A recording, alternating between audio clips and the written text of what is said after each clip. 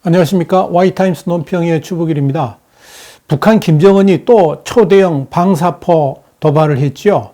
그런데 그날 문재인 정부는 또 평화 타령을 하고 있었습니다.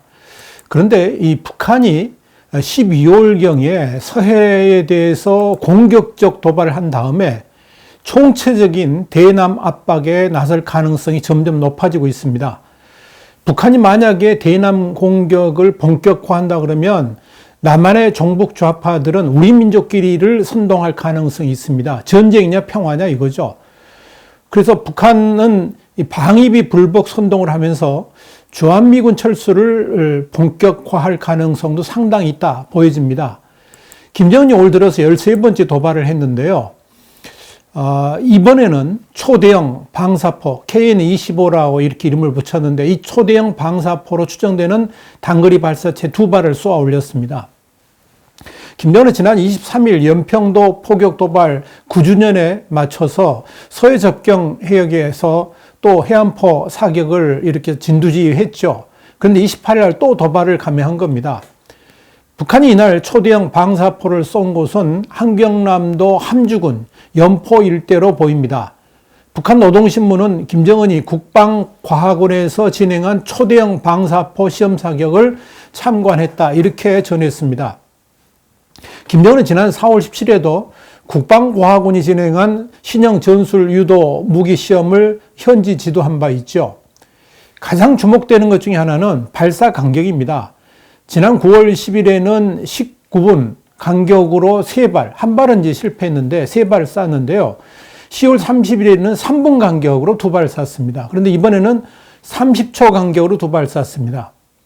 연속 발사 능력이 확실하게 이렇게 진보된 거죠. 북한 노동신문 29일 날 보도한 사진을 보니까 이번 도발한 초대형 방사포도 역시 이동식 발사대, TE라고 부르는데 텔에서 발사가 됐는데요. 이동식 발사대는 4기가 탑재된 것으로 보입니다. 여기에 대해서 우리 군 합동참모본부는 북한이 28일 오후 4시 59분경 함경남도 함주군 연포 일대에서 초대형 방사포로 추정되는 단거리 발사체 2발을 동해로 쐈다라고 밝혔습니다. 30초 간격으로 발사된 이 2발이 최대 고도 97km까지 치솟은 다음에 한 380km 정도를 날아가서 동해상에 낙하했다는 거죠. 일본 방위석은 자국의 배타적 경제수역 그러니까 EEZ 밖에 동해로 떨어졌다라고 발표를 했습니다. 이 사거리라면 역시 남한 거의 대부분이 사정권 안에 들어간다 이렇게 볼 수가 있을 겁니다. 그런데 미국은 이번 북한의 도발을 이미 예상했던 것으로 보입니다. 미국의 핵심 정찰기 세대가 27일과 28일 연이어서 2만 3만 피트 상공에서 정탐을 했죠. 그래서 북한 지역을 샅샅이 뒤졌습니다. 해외 군용 추적 사이트인 에어크래프트 스팟에 따르면 이 미 공군 정찰기인 E-8C 조인트 스타스인데요. 이 조인트 스타스하고 미 해군 정찰기 EP-3가 이날 순차적으로 한반도 상공 32,000피트 그리고 23,000피트에서 작전을 펼쳤다 이렇게 확인됐습니다. 27일에는 서울과 경기도 일대에서 이 RC-135V 리벳 조인트라고 불리는데요. 리벳 조인트 정찰기가 대북 정보 파악을 위해서 움직였습니다. 그러니까 27일 움직이고 또 28일 바로 다른 종류의 핵심 정찰기를 보내가지고 공개 정찰 활동을 벌인 겁니다.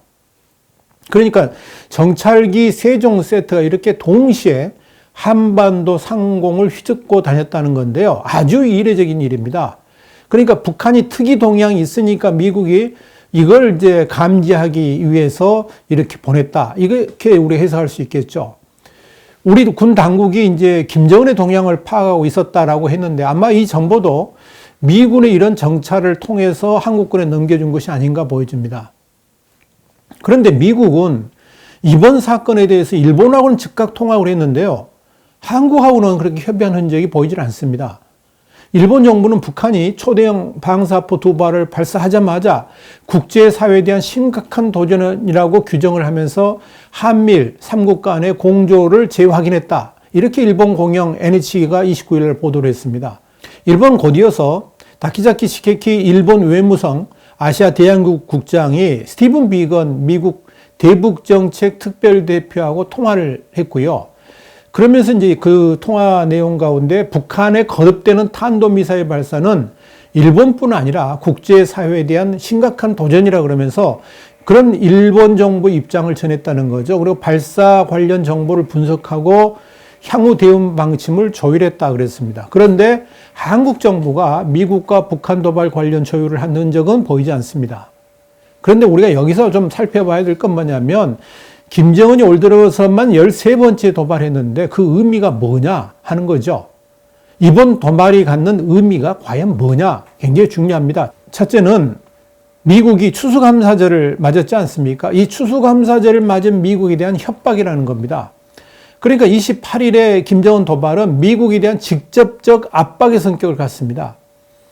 지난 23일 해안포 도발이 연평도 포격 도발 9주년에 맞춰서 한국 측에 또다시 서해안에서의 국지적 도발을 할 수 있다는 경고였다 그러면 이번 도발은 철저하게 미국에 대한 협박 형식을 띠고 있습니다. 도발 날짜가 28일 오후 5시경인데요. 4시 59분이니까 미국 동부 시간으로는 추수감사절인 28일 4시쯤 됩니다. 이건 미국 최대 명절인 추수감사절 휴일 메시지를 겨냥한 이 북한의 도발이라 이렇게 이야기할 수 있을 겁니다. 미국의 CNN도 이달 발사는 미국 추수감사절 아침에 이루어졌고 이건 상정하는 바가 클 수 있다라고 보도를 했습니다. 북한은 이전에도 미국의 중요한 공휴일에 미사일 시험을 했다 그러면서 북한의 첫 대륙간 탄도미사일 ICBM 시험 성공도 미국 독립기념일인 2017년 7월 4일에 이루어졌다. 이걸 상기시켰습니다. CNN은 또 북한의 이번 도발이 북한이 미국 본토에 닿을 수 있는 ICBM급 화성 15를 발사한 지 2년이 되는 시점이라는 점도 지적을 했습니다. 북한은 당시 화성 15 발사 뒤에 핵무력 완성을 선언했고요. 그리고 이제 그다음부터 한국과 미국과 대화에 나선 바 있습니다. 워싱턴 포스트 신문도 북한의 이번 도발은 도널드 트럼프 미국 대통령이 보내는 추수감사절 메시지라고 지적을 했습니다. 결국 이 북한의 이번 도발은 미국이 CVID라는 빅딜 원칙을 버리고 북한의 핵 보유를 인정하는 새로운 제안을 들고 12월 안에 평양으로 와서 협의를 하라는 최후 통첩성 도발이다. 이렇게 볼 수가 있을 겁니다. 두 번째 의미는 뭐냐? 한국 문재인 정부를 향한 경고와 협박의 의미가 있습니다. 문재인 대통령은 지난 11월 10일 날 청와대 수석보좌관 회의에서 한반도 정세의 기적 같은 변화를 만들었다 그러면서 대화와 외교를 통해서 평화와 번영의 새로운 질서로 대전환을 하는 중대한 역사적 도전에 나서고 있다라고 발언한 적이 있죠. 그런데 북한은 지난 26일 날 대남 라디오 방송 통일의 메아리를 통해서 이 문재인 대통령의 발언에 대해서 정면으로 반박을 했습니다. 그걸 그대로 읽어드리겠습니다. 얼마 전 남조선 당국은 저들의 집권 이후 2년 6개월 동안 상상 못할 변화가 일어났다고 떠들어댔다. 이어 대화와 외교를 통해 한반도 평화 번영 질서를 새롭게 대전환시키고 있다는 역겨운 자화자찬까지 늘어놓았다. 이것이야말로 눈 감고 아웅하는 격의 파렴치한 궤변이 아닐 수 없다. 남조선 당국은 치졸한 말장난으로 민심을 계속 우롱할 것이 아니라 민심의 준절한 목소리를 새겨드려야 할 것이다. 여러분 어떻습니까? 이런 창피가 없죠. 이번에도 북한 언론이 대한민국의 대통령 발언을 정면으로 뭉개면서 조롱을 한 겁니다. 28일에도 김현철 통일부 장관이 DMZ 국제평화지대화에 북한이 호응할 차례라고 언급을 했죠. 그리고 나서 불과 3시간 만에 북한은 초대형 방사포 도발로 응답한 겁니다. 오직 김정은만 쳐다보는 대북 정책으로 인해 가지고 남북 관계가 좋아지기는커녕 더욱더 깊은 수렁으로 빠지고 있는 겁니다. 이미 우리 신문이 여러 번 지적을 한 바 있습니다만은 지난 2월에 하노이 노딜 이후에 북한은 문재인 정권에 대한 기대를 완전히 접었죠. 그래서 지난 4월 달 김정은이 문재인을 향해서 난데없이 오지랖 넓은 중재자 운운하면서 폄훼를 했죠. 그 이후로 이 남북 관계는 지금 악화일로의 길을 걷고 있는 겁니다.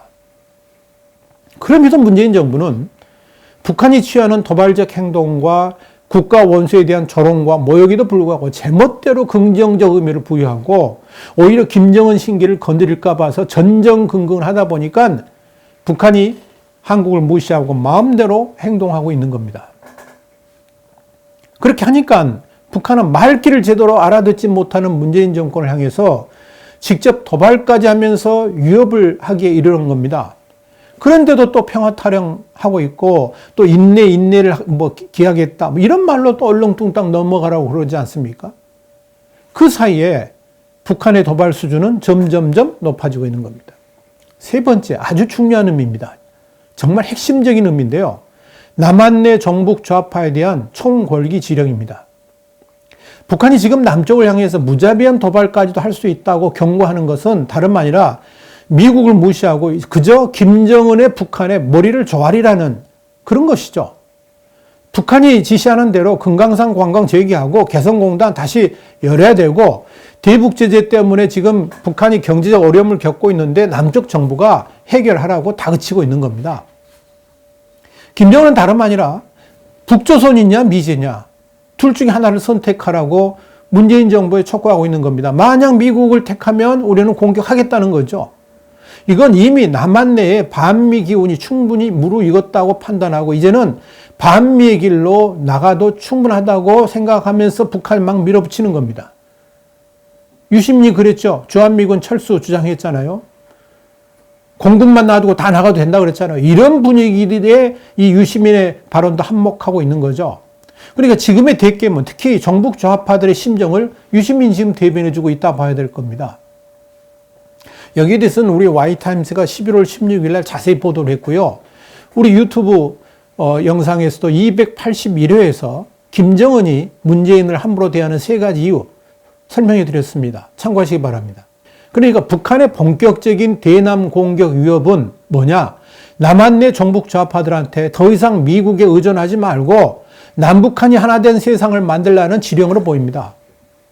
아마도 종북 좌파들은 북한의 대남 도발이 본격화되면 전쟁이냐 평화냐를 내세우면서 주한미군이 철수하면 북한도 도발을 하지 않을 것이라 그러면서 북한의 요구에 응하는 평화론을 본격 거론할 가능성이 굉장히 높습니다.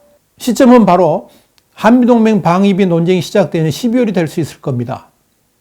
이미 북한은 한미동맹 이 방위비에 대해서 언론을 통해서 매체를 통해서 선전을 하고 있는데요. 미국이 저들과 남조선의 관계를 철저히 주종관계, 종속관계로 보고 있고 남조선의 이익 같은 것은 전혀 안중에도 두지 않고 있다. 그러면서 지금 남조선 각계에서 이게 무슨 동맹인가? 우리가 미국의 종이냐 하는 분노의 목소리가 흘러나오고 있다. 그런데 이런 것은 응당한 일이다. 11월 23일 메아리에서 이렇게 주장을 했거든요. 같은 날 조평통 산하의 대남 선전 매체죠. 우리 민족끼리도 하루빨리 끊어버려야 할 노예의 쇠사슬이라는 논평을 통해서 지난 70여 년간 남조선을 강점하고 인민들에게 헤아릴 수 없는 불행과 고통, 환난을 들씌운, 그래 환란을 이렇게 북한 용어는 환난이라는데 환난을 들씌운 침략자, 약탈자이며 우리 민족의 통일을 가로막고 있는 원흉이 바로 미국이고 미제 침략군이라 그러면서 남조선 각계층은 수치스러운 매국 정책에 단호히 종지부를 찍고 굴욕적인 한미동맹의 쇠사슬을 끊어버려야 하며 강정군을 몰아내고 자주권을 되찾기 위해 거적적인 투쟁을 더욱 힘차게 벌려나가야 할 것이다. 이렇게 선동을 한 바 있습니다. 그러니까 이런 미국 적대시 선동은 최근 들어서 거의 매일 북한 매체들에 등장합니다. 반미 선동이 본격화되고 있다는 의미죠. 결국 이 주한미군 방위비 분담금 문제가 반미 선동을 하는 계기가 될 것으로 보입니다. 이미 북한의 대남 공산화 전략은 시작됐죠. 북한이 이렇게 대남 도발 가능성의 강도를 높이고 실제로 도발적 행동을 강행한다는 것은 뭐냐? 대남 전략을 확고하게 수립했다는 의미일 수 있습니다. 아마도 12월경에 서해 해안에서 본격적 도발을 하게 되면 아마 그럴 가능성이 지금 충분히 있거든요. 그렇게 되면 아마 남한 내에서 전쟁이냐 평화냐의 논쟁을 이끌게 되면서 미국 의존하지 않는 평화로운 한반도를 주창하게 될 가능성이 있습니다. 실제 북한의 공격으로 인해 전쟁 가능성이 높아지면 정북 좌파들은 북한의 위협에 대해서 성토하기는커녕 북한 달래기를 통해서 평화를 주장하게 될 것이라는 의미입니다. 그 시그널이 바로 28일에 북한 방사포 도발입니다. 이미 북한은 전방위적으로 한국을 향한 본격 도발과 함께 미국의 군사 옵션에 대응할 준비들을 하고 있는 것으로 보입니다. 이미 미국과의 비핵화 협상은 전혀 고려하지 않고 있습니다. 북한 동창리에서 ICBM 발사 가능성도 제기되고 있죠. 북한은 지난해 비핵화 협상 때 폐기를 제한하고 사실상 방치해왔던 풍계리 일대의 발사장 관련 시설물들을 오래 정비했거든요. 그리고 한동안 그대로 뒀다가 최근 들어 다시 차량과 장비 움직임이 굉장히 활발한 것으로 파악되고 있습니다. 특히 발사장에서 남동쪽으로 한 1km 떨어져 있는 엔진 연소 실험장 주변에 미니버스와 트럭들이 굉장히 많이 오가는 모습이 포착되고 있고요. 또 당장 미사일을 발사할 단계는 아니더라도 시설물을 정비해가지고 엔진 연소 실험을 진행할 가능성이 상당히 높다, 이렇게 파악을 하고 있습니다. 바야흐로 한반도는 초긴장 상태에 점점 들어가고 있습니다. 북한이 만약에 ICBM을 도발한다면 어떻게 되겠습니까? 북한이 만약에 서해안 일대에서 공격적 도발을 감행한다 그러면 어떻게 우리가 대응해야 됩니까? 북한이 만약에 동해안 부근에서 국지전적 도발을 감행한다 그러면 어떻게 우리가 대응해야 됩니까? 지금 문재인 정부는 아무 답도 안 하고 있죠. 그저 말만 하고 있죠. 인내하고 있다, 이렇게만 말하고 있죠. 그 속셈이 뭘까요? 오늘 와이타임스 논평, 북한의 김정은이 또 초대형 방사포 도발했는데 그날 문재인 정부는 또 평화 타령하고 있었습니다. 북한이 12월에 서해에 대해서 공격적 도발을 할 가능성이 굉장히 높습니다. 그러면서 총체적 대남 압박에 나설 가능성이 있습니다. 만약 북한이 대남 공격을 본격화한다 그러면 남한의 정북 좌파들이 미국 포기하고 우리 민족끼리 평화를 만들어가자, 그렇게 주장할 가능성이 굉장히 높다는 말씀을 오늘 드렸습니다. 와이타임스 논평이었습니다. 다음 시간에 다시 뵙겠습니다. 감사합니다.